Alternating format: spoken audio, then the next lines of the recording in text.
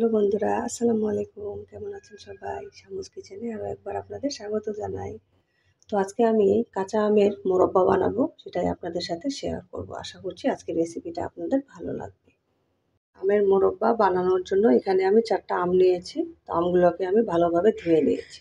বন্ধুরা, আমি সবগুলো আম ছিলে নিয়েছি। এখন আমি আমগুলোকে কেটে নিব।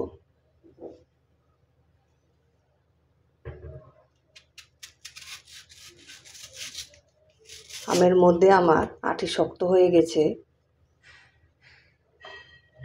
তো আমি দুই সাইড থেকে যে মাংসের অংশটা থাকে সেটা আমি কেটে নিচ্ছি।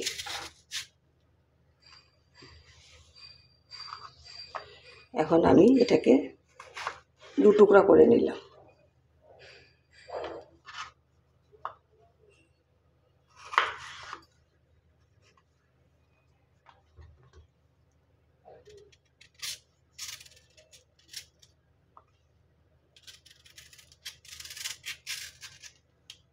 এইভাবেই আমি সবগুলো কেটে নেব।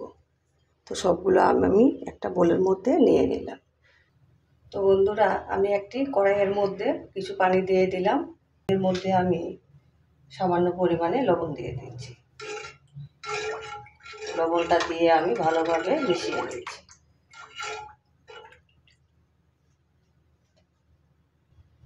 আমি এখন এই পানির মধ্যে আমের টুকরোগুলো দিয়ে দেব।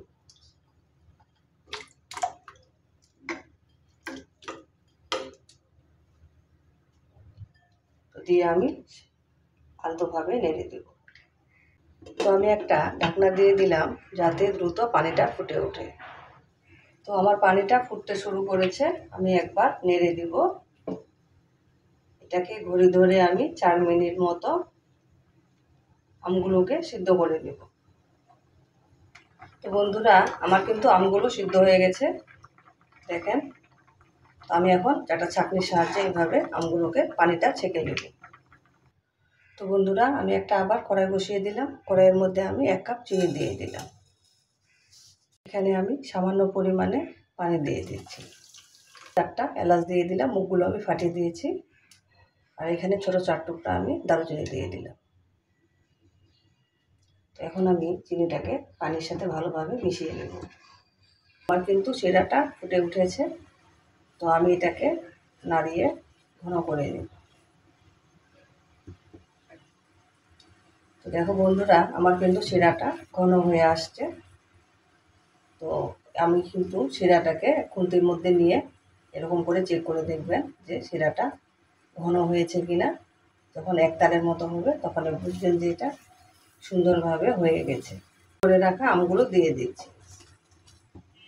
তো আমগুলো দিয়ে কিন্তু আলতো হাতে নেড়ে দিবেন, যেহেতু এগুলো সিদ্ধ করা, না হলে কিন্তু একদম ভর্তা ভর্তা হয়ে যাবে। এমনভাবে নেড়ে দিবেন যেন আমের মধ্যে শিরাটা প্রবেশ করতে পারে। তো বন্ধুরা, আমার কিন্তু শিরাটা টেনে আসছে আর কালারটাও চেঞ্জ হয়ে গেছে। তো আমি আপনাদের দেখাচ্ছি যে এটা যখন হয়ে আসবে তখন এরকম হাতের মধ্যে নিয়ে দেখবেন চেক করে যে এটা চিটচিটা একটা ভাব আসবে, এরকম তারের মতো। তো আমার কিন্তু এটা হয়ে গেছে, আমি এখন গ্যাসের ফ্লেমটা অফ করে দিচ্ছি। তো বন্ধুরা, আমি তোমাদের পেরে দেখাচ্ছি যে এটা কতটা লোভনীয় হয়েছে। এটা খেতে কিন্তু দারুণ হয়ে থাকে।